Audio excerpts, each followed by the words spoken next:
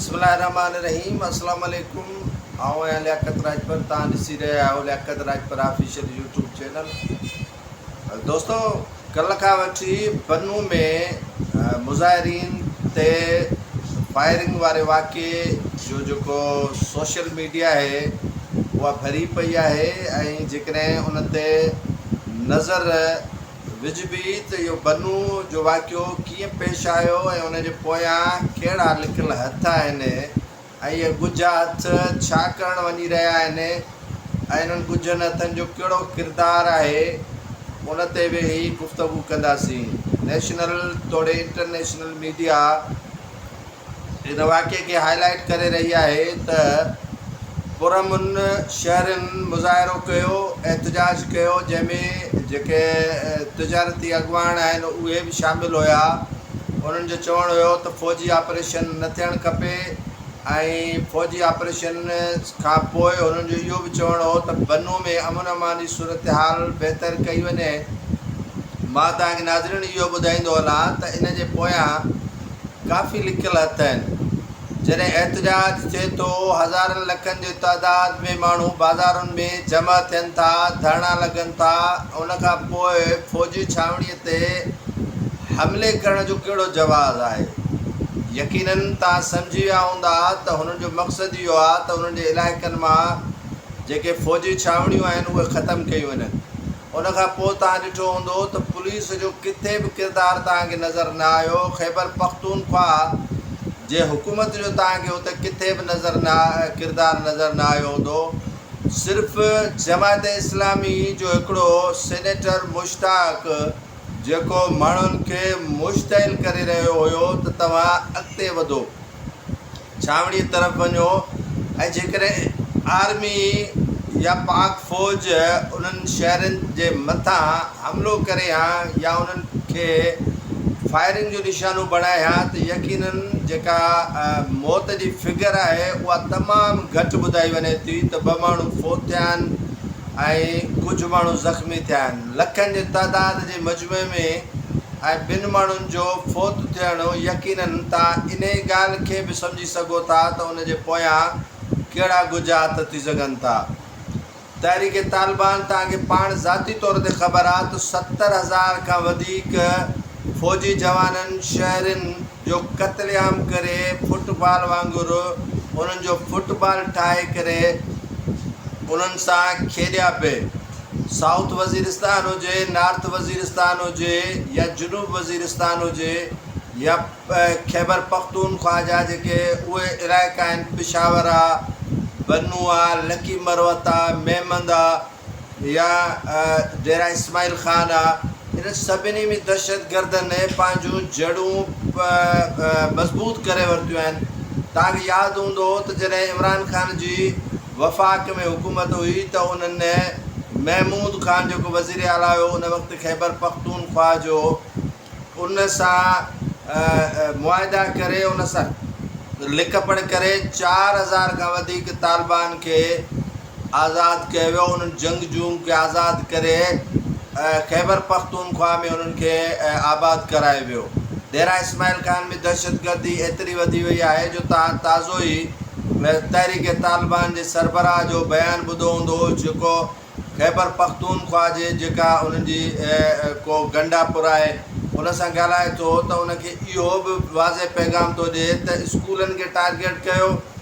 इस्पतालुनि खे टारगेट कयो ऐं असांजो नालो न अचे, उतां जा माण्हू असांजे ख़िलाफ़ु बग़ावत कंदा, असां सां नफ़रत कंदा। त याने सुठा तालिबान ऐं ख़राबु तालिबान वारो कॉन्सेप्ट बि ॾिनो वियो असांखे त हीअ सुठा तालिबान आहिनि, हीअ ख़राबु तालिबान आहिनि। दहशतगर्दीअ जे वाक़िअनि ख़िलाफ़ु जेकॾहिं फ़ौज ऑपरेशन करणु वञे पई त तव्हां उन जे ख़िलाफ़ु ॾिठो हूंदो त पख्तून तहफ़ुज़ मूवमेंट जा अॻुवान सरगर्म आहिनि। 13 उन्हनि जेको आहे सो अक्टूबर ते जरगे जी कॉल ॾिनी आहे। उहो चवनि था त ऑपरेशन सिंध में चवंदो भई सिंध में सदाईं ऑपरेशन थींदो आयो आहे, कॾहिं ऑपरेशन सिंध में न थियो आहे। सिंध त मक़बूज़ा सिंध बणिजी वई आहे। यलगार जेकॾहिं अफ़गाननि जी ॾिसिजे त उहा सिंध में आहे, जेकॾहिं पश्तूननि जी यलगार ॾिसिजे त उहा सिंध में आहे। सिंध त यरगमाल आहे सिंध त अॻे ई जेको आहे यतीम खानो आहे बैन अल-अक़वामी जेकॾहिं ऑपरेशन एॾा ई थींदी आहे त आबाद हिते कयो वेंदो आहे 2013 जो ऑपरेशन तव्हांजे साम्हूं आहे उनखां पोइ नवाज़ दौर जो ऑपरेशन तव्हांजे साम्हूं आहे जॾहिं बि ख़ैबर पख्तूनख्वा में ऑपरेशन थियो आहे त उन्हनि खे सिंध ई पनाह में रखियो आहे ऐं सिंध में ई उन्हनि खे रखियो वियो आहे कॾहिं कंहिं ॿिए सूबे उन्हनि खे रहायो न आहे पंजाब करे उन्हनि खे न रहायो आहे त सिंध बैन अल-अक़वामी यतीम खानो उनजी ॻाल्हि ई न कयो त मुंहिंजे चवण जो मक़सदु इहो आहे त जेके बि मूवमेंटूं हलनि थियूं जेके बि तहरीकूं हलनि थियूं जेका बि फनामिना तव्हां ॾिसो था त उनजे पोयां TTP आहे जमात इस्लामी हुजे उन्हनि खे सरपरस्ती उनजी आहे जेकॾहिं पख्तून तहफ़ुज़ मूवमेंट आहे उन्हनि खे जेको आहे सो इन्हनि जी पंहिंजो पोयां पुष्ट पनाई आहे अफ़गानिस्तान जी TTP जी त उन्हनि जो मक़सदु इहो आहे त असांखे अनारकी हिकिड़ी फैलाई वञे जीअं कल्ह फौरी तौर ते जेको आहे सो हमिलो कयो वियो बनू जे कैंट ते ऐं छावणी ते हमिलो कयो वियो दीवारूं टोड़ियूं वयूं बाहियूं ॾिनियूं वयूं ऐं इहो छा आहे त माण्हुनि खे मुश्तइल करिणो आहे त तव्हां पाक फ़ौज सां नफ़रत कयो ऐं सॼो जेको अनारकी आहे उहा फैलिजी वेंदी ऐं सॼो ख़ैबर पख्तूनख्वा आहे उहो तालिबान जे हवाले थी वेंदो ऐं पाक फ़ौज ऐं शहरी पाण में विढ़ंदा ऐं बहितर जेको आहे सो ऑपरेशन न थी सघंदो ऐं तालिबान हिते ई रहंदा तालिबान जे ख़िलाफ़ु का कार्रवाई कोन थी सघंदी बुरो तालिबान ऐं सुठो तालिबान वारो जेको तासुर ख़ैबर पख्तूनख्वा हुकूमत पहिरियों ई ॾेई चुकी आहे ऐं अली अमीन गंडापुर जो तव्हां किरदारु ॾिठो त उहो मुकमल तौर ते मशकूक नज़र आयो किथे बि उनजी जेको आहे सो मूवमेंट नज़र न आई कमिश्नर खे मोकिले पाण न पियो आयो त सॼी जेका सूरत हाल आहे उन खे जेकॾहिं उन अखियुनि जे उन तनाज़ुर सां ॾिठो वञे त उहा सॼी जेका सिचुएशन आहे उहा पाण क्रिएट कराई वञे थी मुश्तइल माण्हुनि खे कयो वञे थो मुश्तइल माण्हुनि खे करण खां पोइ पुरअमन मार्च जे नाले ते फ़ौज जे छावणियुनि ते हमले करण जी जेको आहे सो कोशिशि कई थी वञे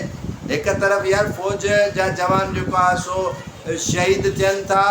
ऐं उन्हनि खे शहीद जेको आहे सो कयो थो वञे हमेशह शहादतूं पाक फ़ौज ई ॾिए थी ऐं इन्हनि शहादतुनि जे पोयां जेको आहे सो इहे किरदार लिकियल आहिनि जेको आहे सो इहे जेके TTP जे नाले ते या TTP जेके सपोर्ट कंदड़ आहिनि उहे उन्हनि जे पोयां जेको आहे सो इन्वॉल्व आहिनि ऐं वॾे पैमाने ते पाकिस्तान में तबाही अनारकी फैलाइण जी कोशिशि कई थी वञे हीअ जेका साज़िश आहे उहा साज़िश सियासी साज़िश न आहे ऐं हल्फ़नि चवां थो त न PTI खे कमज़ोर करण जी साज़िश आहे न ई वरी कंहिं ॿी जमात खे कमज़ोर करण जी साज़िश आहे हीअ मुल्क जे ख़िलाफ़ु साज़िश आहे हीअ जेको कुझु थिए पियो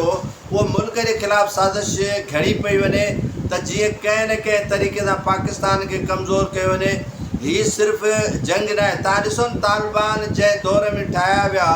उहो ज़ियाउल पंजाबी हो ऐं जंहिं वरी तालिबान जी परवरिश कई जनरल हमीद गुल उहो पठान हुयो जनरल हमीद गुल जा जेके मक़सद हुया उहे बि तव्हांखे ख़बर आहे त सोवियत यूनियन खे ख़तमु करिणो आहे रूस जे ख़िलाफ़ु वेहणो आहे ऐं उहे जड़ जॾहिं पकड़े विया ऐं 12,000 मदरसा जेको आहे ख़ासि तौर ते ख़ैबर पख्तूनख्वा सिंध बलोचिस्तान ऐं पंजाब जे अंदरि जेको आहे ज़ियालक पंहिंजे दौर में ठहिराया जोड़ाया उन्हनि खे मराहतूं ॾिनियूं त तव्हां सम्झो था जेका उतां नर्सरी पैदा थी आहे जितां उहे जंगजू पैदा थिया आहिनि त उहे सूरत हाल असांजी पाकिस्तान जी केॾा वठी वञनि था जेकॾहिं फ़ौज ऑपरेशन नथी करे त दहशतगर्द हमला कनि था जेकॾहिं फ़ौज ऑपरेशन करे थी त उनजे ख़िलाफ़ु इन बनू वारे वाक़े वांगुरु जेको आहे माण्हुनि खे मुश्तइल कयो वञे थो ऐं फ़ौज पाकिस्तान जे तहफ़ुज़ लाइ आहे ऐं पाकिस्तान जेकॾहिं ख़ुदा न ख़ास्ता उनखे नुक़सानु पहुचे थो त पोइ तव्हां अंदाज़ो लॻाए सघो था त असां जेको आज़ादु हींअर ट्रैफ़िक जेको आहे सो सिग्नल टोड़े वञूं था असां अलाए कहिड़ियूं कहिड़ियूं हरकतूं कयूं था पर पोइ बि असांखे उन शयुनि जी माफ़ी मिले थी जॾहिं तव्हां सम्झी सघो था त पाकिस्तान न रहंदो ऐं पाकिस्तान ॿियनि जे हथनि में हलियो वेंदो त पोइ पाकिस्तान जो या पाकिस्तान जे रहंदड़ माण्हुनि जो छा हाल हूंदो छा हशर हूंदो ऐं मक़बूज़ा पाकिस्तान हूंदो उहो तव्हां इन सॼे तनाज़ुर में इन्हनि शयुनि खे वेही ॾिसो ऐं उन खां पोइ कल्ह खां वठी निड़ी फाड़े रड़ियूं करे रहिया आहिनि त साईं बनू में जेको आहे शहीद थिया आहिनि तव्हां जेकॾहिं पुरअमन मार्च कयो था तव्हांजो कहिड़ो कमु आहे छावणीअ तरफ़ वञण जो तव्हांजो कहिड़ो कमु आहे इन तरफ़ वञण जो हीअ सॼी टारगेटेड जेको आहे एहतजाजी मुज़ाहिरो हुयो, टारगेटेड एहतजाज कयो पियो वियो। उन्हनि खे सॼी पुश्त पनाही तालिबान जी आहे। TTP जी उन्हनि खे भरपूर नमूने सां ताक़त आहे ऐं उहे ताक़त वर इन करे इन्हनि मुज़ाहिरनि खे बणाइनि था, इन्हनि खे इन करे मुश्तइल कनि था त जीअं उन्हनि जे ख़िलाफ़ु ऑपरेशन न थिए, जीअं उन्हनि जे ठिकाणा मज़बूत ठहिया पिया आहिनि। दाइश जा, तहरीक तालिबान पाकिस्तान जा, ख़बर न आहे केतिरियूं तंज़ीमूं आहिनि जहादी जेके उहे ख़ैबर पख्तूनख्वा जे अंदरि मौजूदु आहिनि। सो ख़ुदा इन्हनि शयुनि खे अखियुनि जे हिन तनाज़ुर सां दूरबीनीअ सां ॾिसो त पाकिस्तान असांजे लाइ अहम आहे, पाकिस्तान जी फ़ौज असांजे लाइ अहम आहे। पाकिस्तान ज़िंदाबाद, पाक फ़ौज ज़िंदाबाद।